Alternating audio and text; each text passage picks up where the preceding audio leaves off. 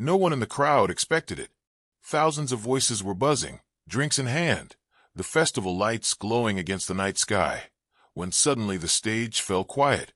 Cody Canada stepped forward, held the mic with both hands, and said in a trembling voice, "I lost my hero yesterday." In that moment, every laugh, every conversation, every sound seemed to disappear. What followed wasn't just a performance, it was a goodbye. A raw, heartbreaking, and unforgettable tribute. And for anyone who has ever loved an artist, a mentor, or a friend from afar, this moment hit like a punch to the chest. But what exactly happened at the Troubadour Festival? And why did Cody Canada's tribute leave thousands of fans in tears? Let's dive deep into the emotional story behind this powerful night. The Troubadour Festival is known for its fire lineup, massive energy, and the perfect blend of barbecue smoke and country red dirt vibes. But this year, something felt different. Something felt heavier. Because before Cody Canada stepped on stage, news began spreading through the festival grounds. News that Todd Snider, one of the most influential songwriters of his generation, had passed away. Todd Snider wasn't just another musician. To many, he was a storyteller, a poet, a misfit philosopher who somehow understood the world better than the rest of us. He was raw, real, and beautifully flawed. Someone who turned life's chaos into music that felt like therapy. And for Cody Canada, he was much more than a musical influence. He was a mentor, a guide, and a personal hero who helped shape Canada's own journey through the unpredictable world of red dirt and Americana music. By the time Cody and his band took the stage, the air felt heavy, almost sacred. You could sense that this performance wasn't just a show. It was a tribute, an emotional farewell from one artist to another.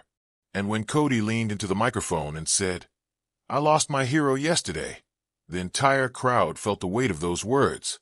People who never met Todd personally still felt like they knew him. His music had that effect. It crawled under your skin and stayed there. So hearing Cody speak with that much pain, it struck everyone straight in the heart.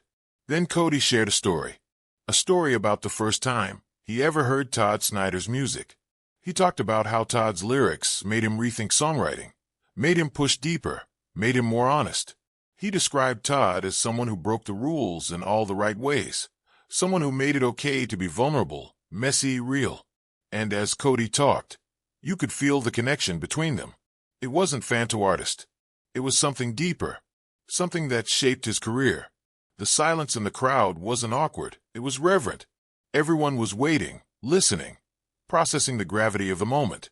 Cody wasn't rushing his words, and he wasn't performing. He was just speaking as a man who had lost someone he deeply admired, someone whose wisdom had carried him through the hardest chapters of his life. Then came the tribute. Cody Canada strummed the first notes of one of Todd Snider's songs, and instantly, the entire festival shifted. It didn't feel like a crowded event anymore. It felt like a memorial, a moment of unity. Fans swayed. Some wiped away tears. Others whispered the lyrics softly. The emotion wasn't forced. It was real, raw, and deeply shared. In moments like this, music becomes more than sound. It becomes a connection, a reminder that the artists we admire leave pieces of themselves behind, long after they're gone. Todd Snider had done exactly that. He left a trail of stories, memories, and songs that will continue to echo through every bar, every festival, and every dusty Texas night. As Cody continued playing, he didn't just perform the song. He lived it. Every lyric felt heavier. Every chord carried the weight of grief, respect, and gratitude.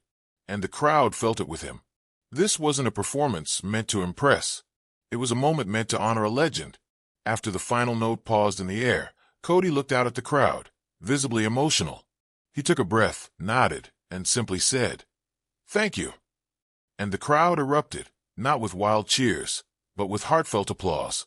The kind you give when you know you just witnessed something meaningful. Something you'll remember long after the festival lights fade. Todd Snider's legacy is one that will continue to shape musicians for generations. His influence on Cody Canada and on the entire Red Dirt and Americana scene is undeniable. He was a storyteller who spoke truths we all needed to hear, even when we didn't want to. His songs weren't polished or perfect, but they were alive with honesty and humor. He sang about life the way it really was, not the way we pretended it to be. For Cody Canada, losing Todd wasn't just losing a hero. It was losing a guiding voice, a creative spark, and a friend in spirit. And his tribute at the Troubadour Festival was more than a performance. It was a goodbye letter, a thank you note, a way of saying, "Your music changed me, and it will keep changing people long after today." As fans left the festival that night, you could sense the emotional imprint the tribute had left behind. People shared memories of Todd's concerts, songs that helped them through breakups or tough times, and stories of how his humor or honesty had helped them understand life a little better. It was clear that Todd Snider wasn't just an artist. He was a companion to anyone who had ever felt lost, confused, or misunderstood. And in honoring him, Cody Canada reminded everyone of a truth we sometimes forget. Music doesn't just make moments. It becomes part of our lives.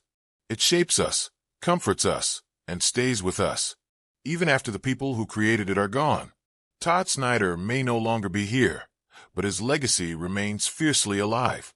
And thanks to tributes like Cody Canada's, his voice will continue echoing for years to come.